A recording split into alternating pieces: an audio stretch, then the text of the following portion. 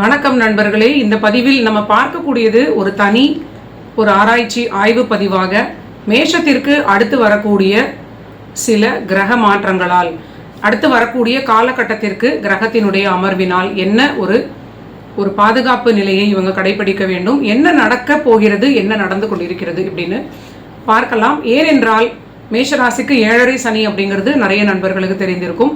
மேலும் ஒரு தொல்லையான கிரக அமர்வு லாபஸ்தானத்தில் அமர்ந்திருக்கக்கூடிய அதே பாதக வீடாக இருக்கக்கூடிய சனியினுடைய வீடாகவே இருக்கக்கூடிய அந்த கும்பத்தில் உள்ள ராகு கிரகமும் அந்த சனி கிரகம் விரயஸ்தானத்தில் அமர்ந்திருப்பதும் அந்த வீடு குருவினுடைய வீடாக இருந்து அந்த குரு கிரகம் 8ற்கு 8ஆன 3இல் அமர்ந்து மிதுனத்தில் இருப்பதும் இவர்களுக்கு ரொம்ப சிக்கலான நிலையாகவே இருப்பது ரொம்ப முக்கியமான ஒரு விளைவுகளை கொடுத்து கொண்டிருக்கிறது. இதன் தொடர்பாக சில விஷயங்களை நான் ஷேர் பண்ண நினைக்கிறேன்.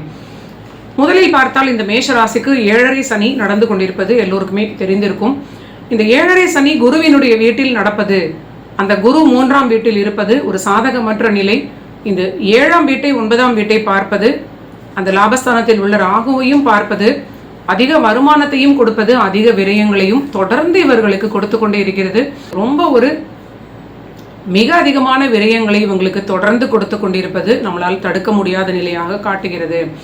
இதற்கு முக்கியமான காரணம் என்னன்னு பார்த்தீங்கன்னா, சனியுடைய வீடாக இருக்கக்கூடிய அந்த கும்பத்தில் அமர்ந்த ராகு கிரகமும் அந்த கும்பத்திற்கு சனி அமர்ந்த வீடாக இருக்கக்கூடிய மீனத்தில் உள்ள சனியுடைய தொடர்பாக இந்த குரு கிரகமும் ராகு கிரகமும் தொடர்பு பார்த்தீங்கன்னா 3, 11, 12 லாபம் வரும், அத்தனையும் விரயமாக மாறும்.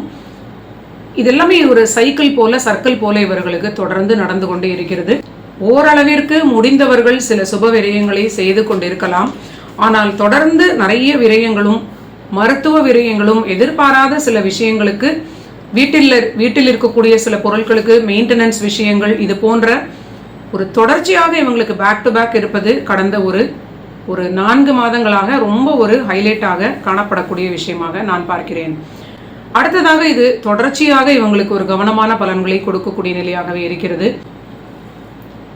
சனி கிரகத்தினுடைய வக்ரநிலை முடியும் காலம் வரை இதற்கிடையில் அக்டோபர் மாதம் 18ஆம் தேதி 3ஆம் வீட்டில் அமர்ந்த குரு கிரகம் 4ஆம் வீட்டில் வந்து அமர்வது, இது சிலருக்கு சில சுப முதலீடுகளாக இருந்தாலும் அதிக நண்பர்களுக்கு ஆரோக்கியத்தையும் சரியாக பார்த்து கொள்ள வேண்டிய காலம் தொடரக்கூடிய நிலையாக இருக்கிறது.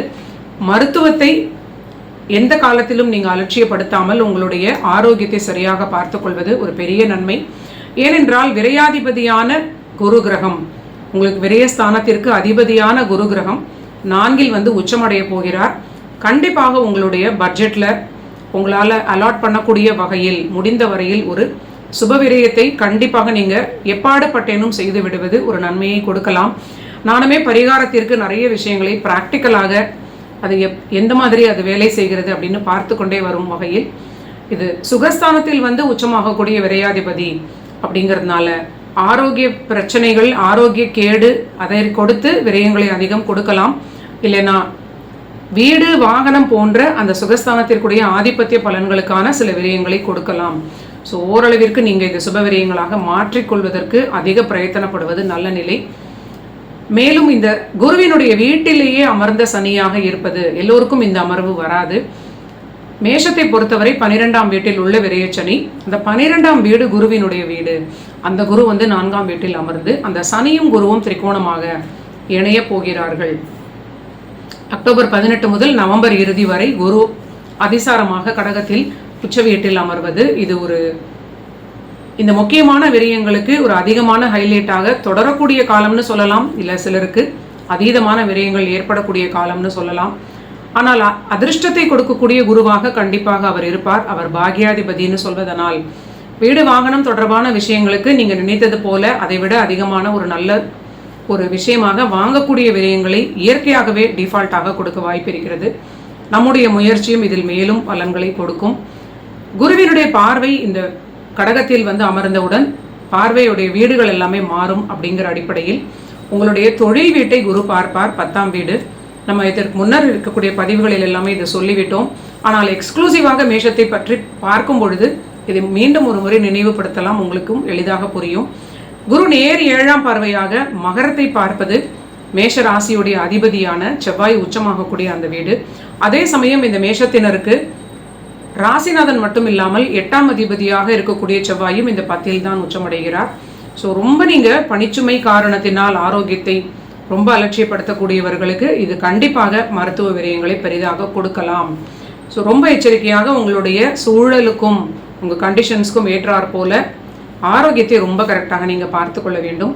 அஷ்டமாதிபதியான செவ்வாய் உச்சமடையக்கூடிய 10ஆம் வீட்டை குரு பார்ப்பது தொழில் வளர்ச்சியையும் கொடுக்கும், சில பிரச்சனைகளை ஆரோக்கிய பிரச்சனைகளாக கொடுத்து சில பயமுறுத்தக்கூடிய கண்டங்களை கூட சிலருக்கு கொடுக்க வாய்ப்பு இருக்கிறது.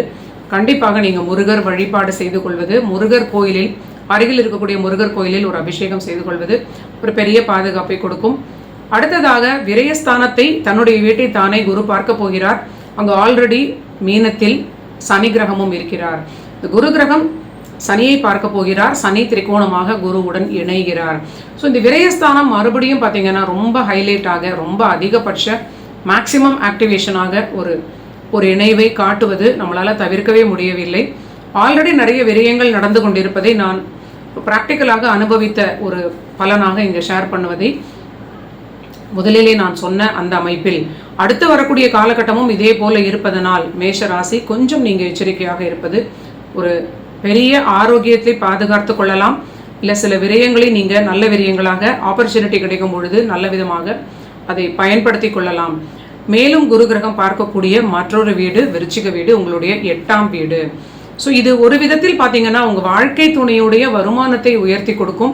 உங்களுடைய குழந்தைகளுக்கான ஒரு இடமாற்றம், உங்கள் குழந்தைகளுக்கான சில சாதகமான ஆரோக்கிய முன்னேற்றம் இதெல்லாம் கொடுத்தாலும் மேஷமாகிய நண்பர்களுக்கு விரையாதிபதியான குரு கிரகம் 8ஆம் வீட்டை பார்ப்பது கண்டிப்பாக ஒரு சாதகம் இல்லாத நிலை அப்படின்னு எனக்கு தோன்றுகிறது. ஸோ இது ஆரோக்கியம் அப்படிங்கிற வகையிலே நம்ம இதை ப்ரொடெக்ஷனை எடுத்துக்கொண்டு விட்டால் இதெல்லாமே நீங்கள் ப்ரொடெக்ட் செய்து கொள்ளலாம்.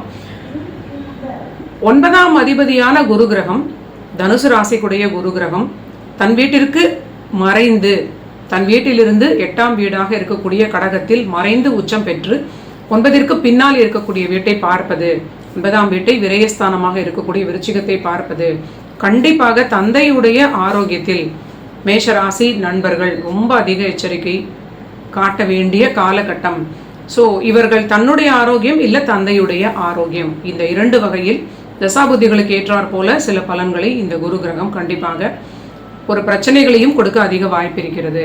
கண்டிப்பாக தினமும் நீங்கள் ஒரு வழிபாடு செய்வது, வீட்டில் ஏற்றக்கூடிய தினசரியான விளக்கை தாண்டி ஒரு பரிகார விளக்காக உங்களுடைய குலதெய்வத்தை இஷ்ட தெய்வத்தை நினைத்து ஏற்றி வைத்து வழிபாடு செய்வது, முடிந்தவரை அருகில் இருக்கக்கூடிய கோயில்களுக்கு செல்வது, உங்களோட தசாபுத்திகளுக்கு ஏற்ற சில வழிபாட்டு ஸ்தலங்களுக்கு ஒரு வாரமும் நீங்கள் முடிந்தவரை செல்வது இதெல்லாமே ஒரு கண்டிப்பான பாசிட்டிவிட்டி கொடுக்கும் அப்படின்னு என்னுடைய தனிப்பட்ட கருத்தாக கோவில் வழிபாடுகளுக்கு நான் சொல்ல நினைக்கிறேன்.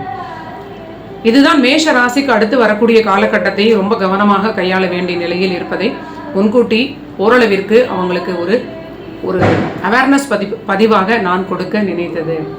நன்றி நண்பர்களே, மீண்டும் இதே போல ஒரு நல்ல பதிவில் சந்திக்கலாம்.